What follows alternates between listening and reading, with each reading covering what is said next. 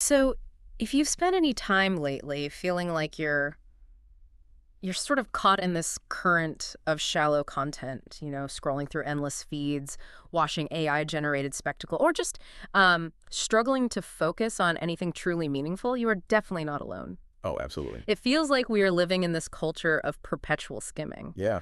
where, sustained attention is a luxury and real depth is just, it's increasingly difficult to locate, let alone to share with anyone. And it's more than just a struggle for focus. Mhm. It really is. It's a profound systemic challenge that, it hits on these core human needs, right? Right. The need for authentic creation, for genuine connection, and for building some kind of psychological resilience against an economic system that it actively discourages slow, thoughtful engagement. Which is exactly why we're doing this deep dive. Exactly. That's precisely why we pulled this custom stack of sources for you. They offer a really powerful diagnosis covering everything from cultural consumption and active creation to, and I think this is the most critical part, the underlying economics of attention itself. Okay, so let's unpack this and really get into the architecture of attention. Our mission today is pretty straightforward. We're going to try to extract the core insights on this cultural fracturing of engagement. Yeah. Understand the inherent and I think surprising value of active creation, which is the antidote to the scroll, and then figure out exactly how to start building a meaningful, resilient, and most importantly, an owned life. Something that's yours, outside of the algorithm's immediate demands. A great way to frame this whole struggle, I think, is a fantastic conceptual model from the sources, the fandom iceberg. The iceberg, okay. Yeah. So just think about how you engage with any piece of culture Yeah. or any information for the very first time. There's what they call level one, which is the hook. The hook, that's the surface level. That's the catchy part, the thing that's easily digestible, easy to like, and, easy to grasp. Right. We see this in a perfect movie trailer that hits all the right emotional notes, or Right. or the incredibly catchy chorus of a pop song, or even just the comfortable cliches of everyday small talk. It's the instant gratification zone. Absolutely. The hook appeals immediately to our existing mental shortcuts. It uses familiar tropes, it gives you that little jolt of recognition, and it feels comfortable because it doesn't challenge your worldview or ask you to do any, heavy cognitive lifting. The source calls it a doorway. It is. It's a Okay. doorway. It's designed specifically to be frictionless entry. So if that's level one, just the tip of the iceberg, what prevents us from moving past that surface? Because the whole nature of an iceberg is that the vast majority, all the structure, is hidden underneath. Well, the hidden part is everything that requires effort. That's the deep lore, the complex world building, the internal consistency of a story, the nuanced theories, the dense engagement that actually requires sustained mental resources to explore. Okay. And the system, unfortunately, is optimized to keep you just sort of bumping around at the waterline, engaging with endless hooks, and never really committing to the dive. And that's the depth we seem to be losing, or maybe actively choosing to avoid because it just feels so much easier to stay on the surface. The problem really starts when the entire economic system starts prioritizing that easy surface level. Right. Our sources talk extensively about the fracturing of engagement. And this isn't just about, different taste groups disagreeing with each other. No, it's deeper than that. It's a profound shift in how we consume and connect with culture itself. I've definitely noticed that change. I mean, it's moving away from that old model of diving deep into one or two things, like, exploring every detail of a show's lore, having that collective anticipation for a new album release, or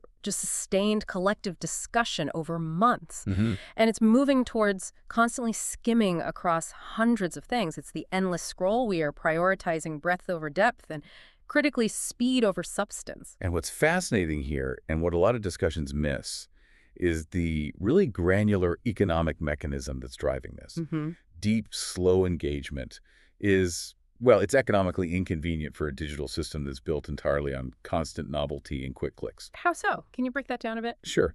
The underlying advertising model, which relies on things like cost per click or cost per impression, it requires frequent page loads and continuous user movement. So if I spend, say, 3 hours reflecting on one dense article or one really challenging piece of content, Yeah. that's 3 hours where the system only delivered one or two ad impressions. But if I scroll rapidly through 30, 40, 50 short videos in that same amount of time, I'm generating potentially hundreds of impressions and dozens of engagement opportunities. Precisely. The system rewards constant churn. It prioritizes virality over substance because virality captures attention efficiently for monetization. It's all about maximizing the number of ad views per unit of time. So a user who pauses, reflects, or even just leaves the platform to think about something. Is a user who has temporarily stopped generating revenue. So the economic incentive actively discourages the very kind of sustained attention that leads to deep understanding or, meaningful shared cultural moments. And that creates this perverse incentive for all media to be sharp, brief, and emotionally activating. It's just a constant stream of hooks. And that structural pressure leads us right into the psychological danger, the problem of passive consumption. Okay, let's define that. Passive consumption, as defined in the sources, is the input stage. It's just receiving information. Think of it like filling up a library shelf. You might be watching a lecture, reading a dense article, or even, listening to us talk right now. So you're taking in the raw resource. Right. But there's not necessarily a whole lot of internal processing or synthesizing or active application required in that moment. It's the moment of recognition, maybe, but not necessarily recall or mastery. That distinction is so key. Passive consumption is low effort. I mean, the effort isn't zero, but it's just the receiving mechanism. You have the resource on the shelf, as the source puts it, but you haven't actually wrestled with the ideas or created anything from them yet. And this low effort mode is amplified by what the sources call entertainment inertia. Entertainment inertia. Yeah. Shallow engagement is incredibly frictionless. Think about the physical act. It takes almost no motor skill or cognitive bandwidth to just keep scrolling, to watch another short, digestible video that confirms your existing bias or offers a cheap laugh. And crucially, this frictionless path makes seeking out genuinely thought-provoking deep content feel like actual work. Exactly. And that work carries a significant psychological risk of disappointment. Why choose the hard, dense book when the comfort media, the recycled formulas, and the familiar tropes consistently offer a guaranteed quick dopamine hit? The consequence for creators, then, is profound cultural stagnation. There's less economic push and certainly less algorithmic reward for true innovation if recycled formulas and predictable tropes consistently deliver those essential engagement metrics. So producers are discouraged from the risk and expense of true originality. Of course, the art becomes secondary to the algorithm's demands, and that results in this generalized feeling of cynicism and exhaustion among audiences who are just perpetually fed the same content wearing slightly different disguises. And if that inertia keeps us trapped in shallow consumption, we have to look at the psychological cost of that constant high speed. This brings us to a really chilling core metaphor the sources introduced for this modern condition, the zombie apocalypse. But the twist is, we are the zombies. It's such a powerful and disturbing image because it highlights a decay that isn't physical, but psychological. It's the decay of critical thinking, of autonomy, and of conscious presence. We become animated more by habit, by impulse, and external distraction than by actual conscious thought. It's the autopilot existence. The sources call this the mindless, perpetual forward movement without intentional direction. I need a bit more detail on those behavioral symptoms. What does a modern zombie actually look like according to the sources? They define it by several key behavioral symptoms. First, the inability to sustain focus for more than, say, 90 seconds without that reflexive twitch to check a device. Okay, I feel that, yeah. Second, the immediate reflex to grab a phone or seek external stimulation during any moment of stillness waiting in line, standing at a coffee maker, or even during a natural pause in a conversation. Guilty. And third, and this is maybe the most damaging, is the inability to recall details of content you consumed just 5 minutes prior. It signifies a failure to shift information from short-term to working memory. So these are signs of a mind that's just perpetually running on input, never shifting into processing mode. Exactly. And the forces controlling this state are what the sources call the necromancers. And they distinguish very clearly between the corrupt necromancer and the redemptive healer. Okay, let's unpack that. The corrupt necromancer, the bad one. Is the platform or the feed that offers the easy dopamine hits, the simple validation, and the simple tribal answers. It uses algorithms to amplify outrage and create manufactured certainty. It says, hate this specific group, buy this specific product, and you are validated and powerful. Right. It feeds the ego with easy affirmation and simple belonging. It's effectively monetizing our emotional volatility. While the redemptive necromancer, or the healer, offers discomfort, complexity, and ambiguity, the hard work of thinking. The corrupt one says, feel something easy and simple. But the healer says, feel something real and complex, which is often much harder and riskier because it requires self-confrontation. And they often walk this knife's edge, right? Using the same platforms, maybe even the same short formats, but their intent is radically different. It is. And the infected us, the consumers, we often struggle desperately to tell the difference because our reflection muscles are weak. We just gravitate toward the familiar pattern of simple answers, ignoring what is too challenging or requires introspection. So the goal of the redemptive force isn't instant salvation. No, not at all. It's just to spark one single moment of conscious awareness, just to pierce the fog of the autopilot state for a second. So the economic pressure creates the inertia, and the algorithmic feedback loop turns that inertia into a kind of psychological decay. The challenge, then, is to intentionally break that cycle and introduce friction where the system demands fluidity.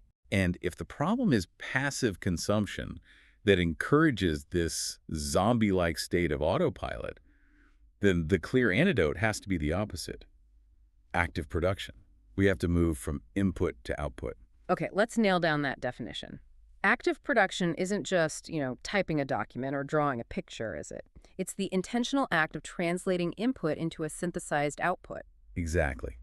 Think about writing code, building something physical with your hands, teaching a concept to someone else who doesn't know it, drawing a character from your imagination, or solving a tricky technical problem. In all those cases, you're actively doing something with the information you receive that requires some kind of internal transformation. You're moving from merely recognizing information to being able to recall, apply, and synthesize it. And the crucial psychological element here is ownership. I love this part.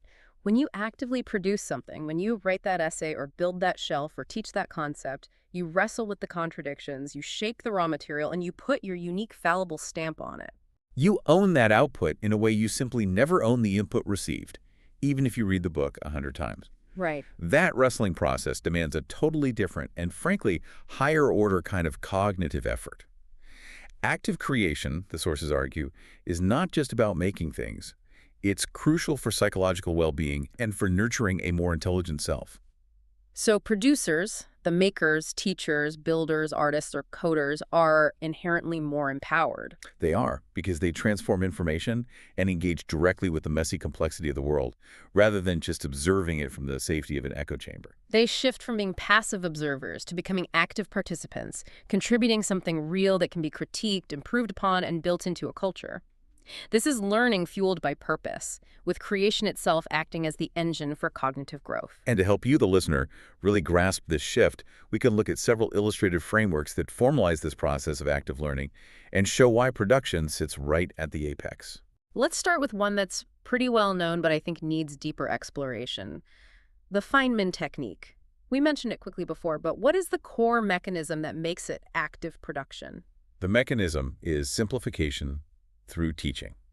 It forces you to test your understanding not by reciting facts, but by trying to explain a complex concept simply, as if you were teaching a child or a total novice. So if you stumble, or if you use jargon without defining it, Or if you can't construct a clear narrative, Yeah. you instantly know where your knowledge gaps are. The output, that simple explanation, instantly reveals the fault lines in your input, in the passive reading. that active producing clarity is the active work. It is.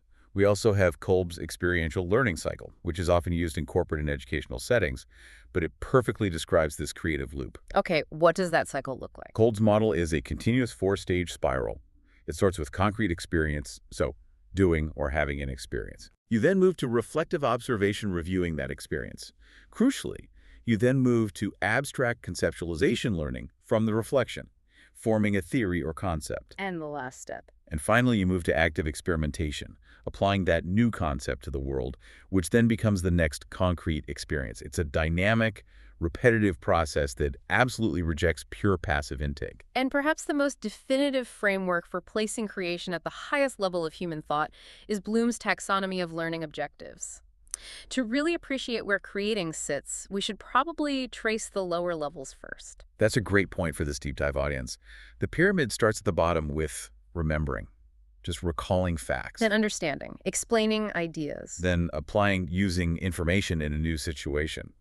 These are all essential, but they are often achievable through passive or low-friction work. But the top levels require real synthesis. After you get to analyzing, which is breaking down information and evaluating, judging value, you reach the pinnacle, creating. Exactly. Creating is defined as putting elements together to form a new coherent whole or making an original product. It requires mastery of every single level below it. You cannot create a novel solution unless you can remember, understand, apply, analyze, and evaluate the problem first. So Bloom's doesn't just suggest that production is valuable. It formalizes it as the ultimate test of cognitive mastery. Yeah. So active production is scientifically proven to be the highest form of learning. But to get to that level, to access that deep synthesis required for true creation, you need space. And the sources argue that you need to embrace something utterly counterintuitive to our modern high-speed world: boredom. This is a critical pivot, and we have to clarify what kind of boredom we're talking about here. Modern boredom, as the sources suggest, is often less a lack of external stimuli and more like a neurological addiction and withdrawal symptom from constant high dopamine hits. The hits generated by notifications, alerts, endless feeds. Yes, our brains become so accustomed to that instant, potent gratification that normal reality, quiet time, slow tasks starts to feel dull and intolerable. That reframing is essential. It's not simply a lack of things to do, it's a physiological craving for high-speed excitement that our environment can no longer deliver, and that leaves us feeling twitchy and anxious. The sources argue that intentionally allowing yourself to be bored, practicing digital fasting, committing to genuinely slow media, or just sitting in silence is necessary because creativity sparks when the brain starts making its own internal connections without constant external direction. You need that fallow time for cross-domain synthesis. Right. The moment external input stops, the internal processing system, the deep machinery, finally gets a chance to fire up. We need to reframe boredom not as a void, but as an opportunity. It can be a compass toward authenticity, a signal that your psyche is rejecting simulation or misalignment. It might be your soul finally getting a chance to ask, wait, is this what I actually want to be doing? That internal conversation, that moment of resistance against external stimulation, is where genuinely original ideas not generated by the algorithm's consensus, are born. This shift connects directly to how we choose our escapism, another form of necessary cognitive downtime. We need to distinguish clearly between passive escapism and theater of the mind, or TOTM. Passive escapism is that numb consumption. It's living on intellectual sugar, watching endless series where you don't remember the characters or plots a week later.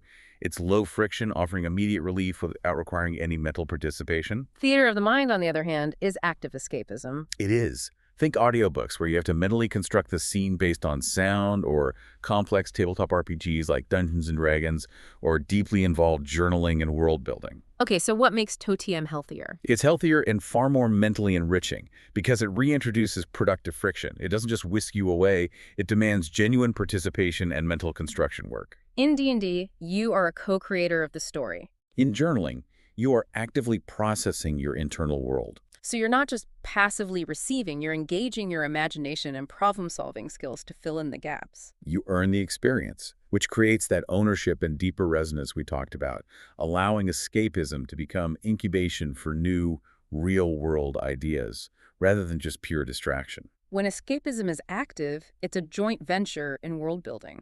That effort, that conscious participation, means the experience is cemented in your long-term memory because you helped make it. Active escapism is less about zoning out and more about stepping into metaphor to see reality more clearly when you return. We've established the problem, this decay of attention, and the antidote, active creation. Now we have to zoom out and look at the battlefield where this fight for attention takes place. The sources identify the fundamental gravitational force shaping our digital reality. Attention is the new gravity, concentrating value towards spectacle and away from quiet substance. This leads us straight to the algorithmic shaping of reality. Algorithms, by their nature, imitate aliveness. They standardize tastes by rewarding content that statistically performs well across vast user segments. And, notoriously, they amplify collective behavior. Most famously rewarding outrage because confrontation optimizes engagement metrics. The goal isn't truth or depth, it's dwell time and efficiency. And the huge silent trade-off we make every single day. We trade genuine surprise and random discovery. The joy of flipping channels on old cable TV and stumbling across something you never knew you liked. For predictive certainty. Exactly. The algorithm only offers what it knows statistically you will probably like based on past behavior. Which is comfortable, of course, but it leads inevitably to cultural stagnation. Our personalized feeds feel unique, But they're often just curated consensus, a safe statistical bet based on millions of other users' patterns. We narrow our cultural landscape and start mistaking familiarity for quality. This dynamic brings up a really critical social tension the sources explore, the paradox between gatekeeping and inclusivity. Okay, that's a big one. Gatekeeping fears the dilution of tradition or standards, worrying that letting everyone into a space, an industry, a hobby, an art form turns excellence into fluff. Right. Conversely, inclusivity seeks to break down arbitrary barriers and keep spaces vibrant and relevant by welcoming new perspectives and energy. Both sides claim to be protecting value, but they're fundamentally at odds over what that value even means. It's a constant, messy tug of war. What is the solution proposed to bridge this gap and foster a robust, deep culture? The sources introduce a really elegant framework: low barrier, high ceiling. This is the cultural mechanism that solves the paradox. Okay, let's break that down thoroughly. How does the low barrier function? The rules for entry must be simple and accessible, making it easy for people to just try things out without feeling intimidated or requiring years of prior education. Think of the rules of a simple programming language, or the basic moves in chess, or a free online boot camp introduction. So the low barrier fosters diversity, welcomes newcomers, and keeps the space alive with new energy. Right. But I need to challenge this based on the critique. Doesn't the low barrier often lead to a flood of superficial content, where the new wave only engages with the easy entry point and ignores the depth, effectively diluting the overall quality anyway? That's the exact danger, which is why the high ceiling is just as vital. The high ceiling ensures that mastery takes a lifetime. It means the space rewards dedication, consistency, and true effort. So it keeps the experts engaged because there's always more complexity to discover. Right. And it actively prevents stagnation by making sure there is always a higher standard of excellence to strive for. The low barrier gets you in, the high ceiling defines the value once you commit. It's the perfect model for building a resilient creative community. Welcome new fans in, but don't lower the standards for ultimate dedication or skill. This pursuit of skill and integrity connects directly to a crucial and often contentious topic in the age of generative AI: copyright, monopolies, and the line between idea and expression. This struggle over who owns the creative input is centuries old. The sources track the historical shift from the Stationers' Company in England in 1557. Where control was essentially state-sanctioned censorship used to suppress undesirable printing. Exactly. And the shift was to the Statute of Anne in 1710. The Statute of Anne was revolutionary because it established the first true modern copyright, finally shifting control from the publisher or the state to the author. And critically, it established limited protection, initially 14 years, renewable once. The whole point was to balance author protection with public benefit after a fixed term.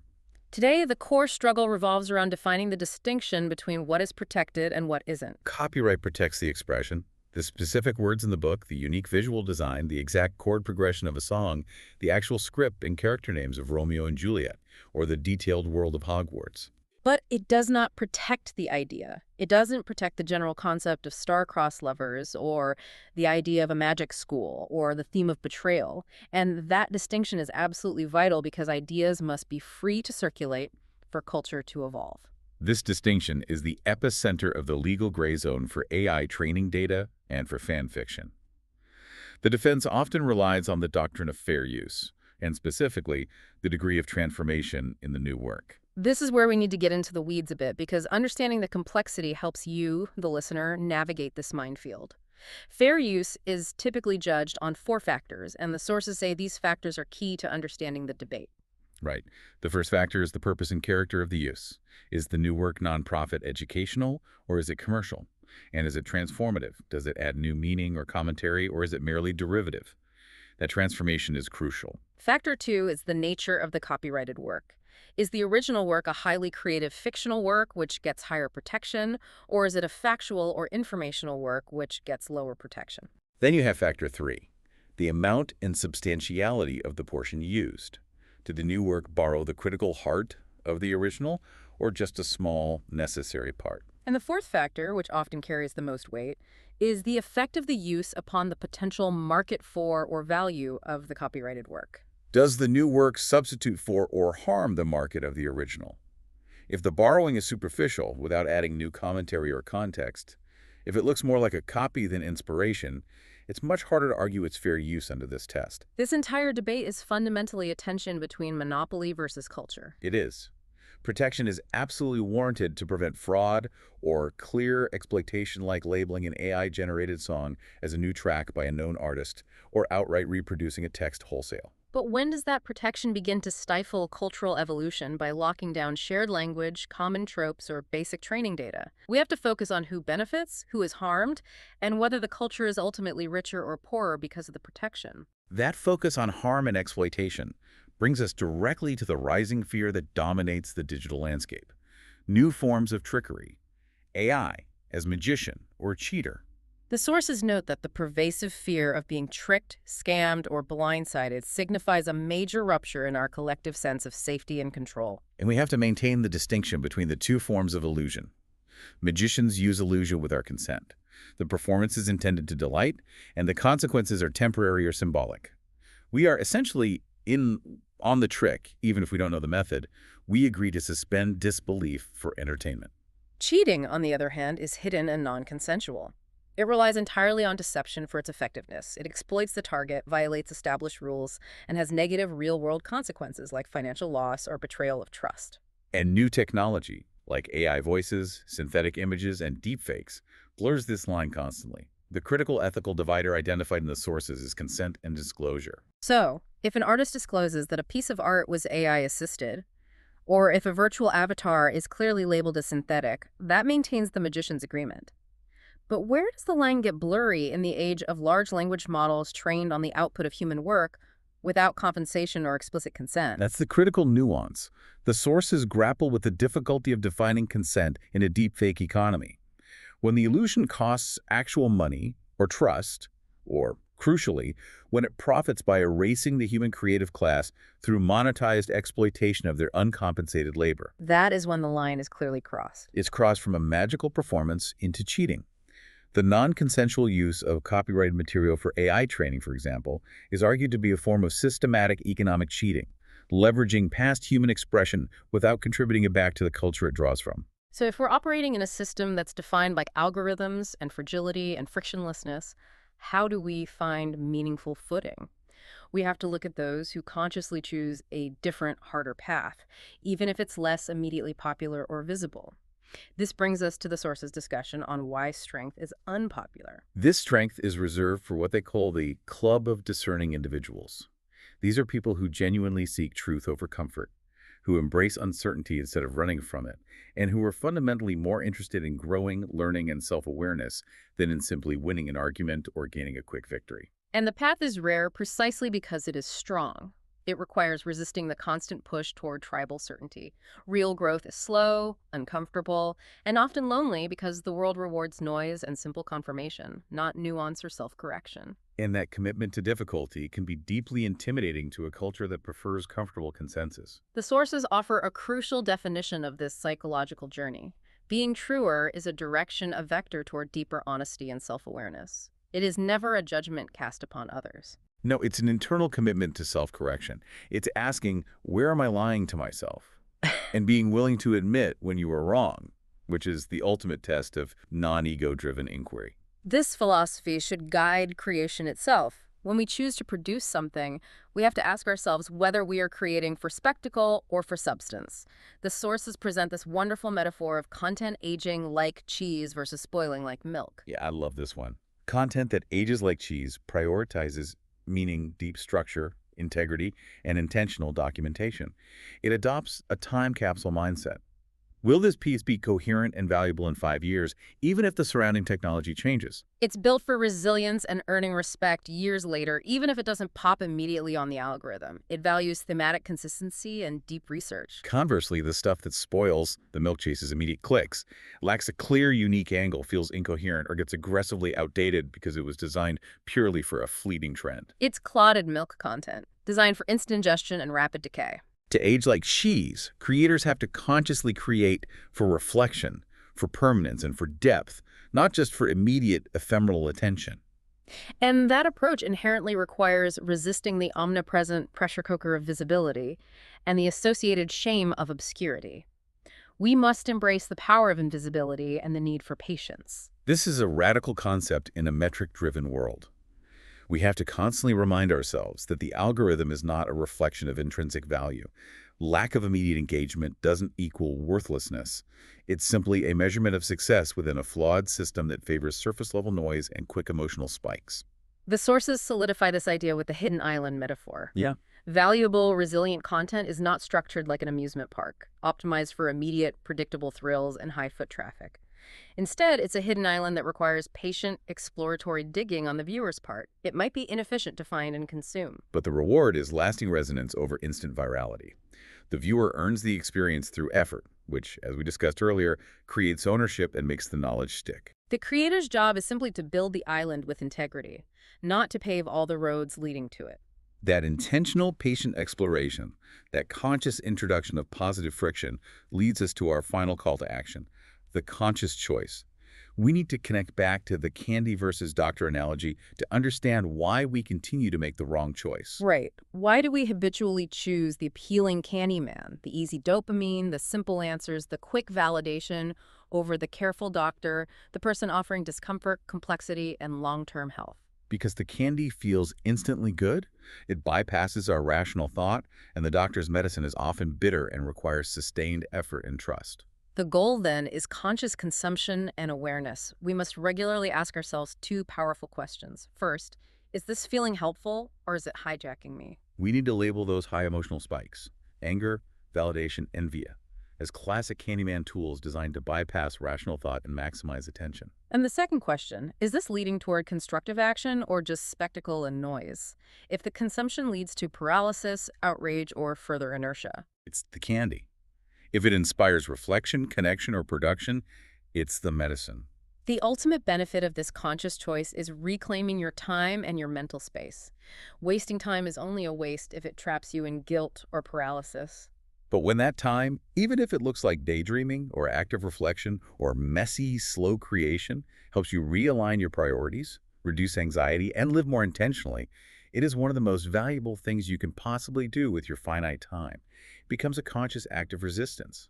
We've gone deep today, navigating the complex architecture of attention, from the cultural fracturing and the pressures of algorithmic governance, through the psychological necessity of boredom and active creation. And finally, to the liberating power of making conscious, resilient choices. The core takeaway remains this. Freedom is achieved through awareness, not total disconnection.